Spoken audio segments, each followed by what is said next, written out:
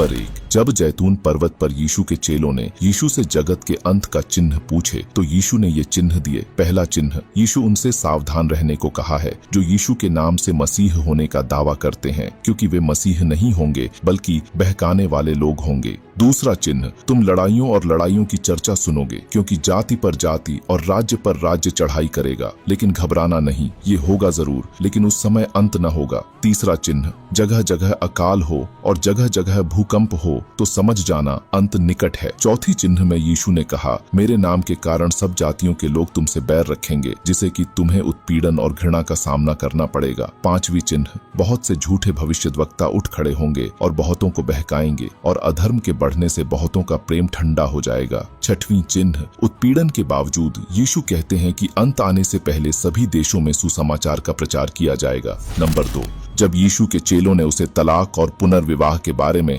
गंभीरता से पूछा तो यीशु अपनी आंखों में दया दिखाते हुए उत्तर दिया, जो कोई अपनी पत्नी को तलाक देकर दूसरी स्त्री से विवाह करता है वह उसके विरुद्ध व्यभिचार करता है, और यदि पत्नी अपने पति को छोड़कर दूसरे से विवाह करे तो वह भी व्यभिचार करती है। नंबर 3, एक दिन यीशु का मुलाकात एक ऐसे आदमी से होता है जो दुष्टात्मा से ग्रस्त था, अंधा और गूंगा था। उस आदमी को चंगा करना किसी के लिए बहुत कठिन था, इसीलिए जब यीशु ने उसको चंगा किया तो हर किसी को खुश होना चाहिए, लेकिन हर कोई खुश नहीं हुए। जब फरीसियों और धार्मिक नेताओं ने यीशु के कार्य को सुने तो वे उसके कार्य पर चकित होने के बजाय वे यीशु पर एक गंभीर आरोप लगाते हैं। वे आरोप लगाते हुए कहे कि यह मनुष्य दुष्टात्माओं के सरदार शैतान की सहायता से दुष्टात्माओं को निकालता है। जब उन्होंने यीशु पर यह आरोप लगाया तब यीशु उनको जवाब देते हुए कहा, जिस किसी राज्य में दरार होती है वह उजड़ जाता है, और जिस नगर में दरार होती है वह भी उजड़ जाता है, और यदि शैतान ही शैतान को निकाले तो वह अपना ही विरोधी हो जाएगा, फिर उसका राज्य कभी बना न रहेगा। नंबर 4, क्या संसार के सृष्टि से पहले